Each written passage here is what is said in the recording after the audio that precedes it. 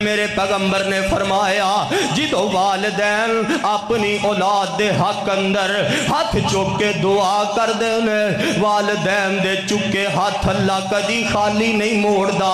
اپنے ماپیاں کولو نوجوانوں دعا کروایا کرو اور حدیث سنے آجے جگان دے پیر نے فرمایا آقا فرماندے نے جس پتر دے واسطے جس بیٹے دے واسطے او دا باپ ہاتھ چوک کے رب دے سامنے دعا کر دے وے اللہ اس پتر دی کسے میدان اندر کانڈ نہیں لگن دیں دے اور نوجوانہ تیرا کوئی کام اڑ جاوے کوئی مصیبت آ جاوے تے اپنے باپ دے پیروں اندر آ کے بہ جایا کر اپنے باپ دے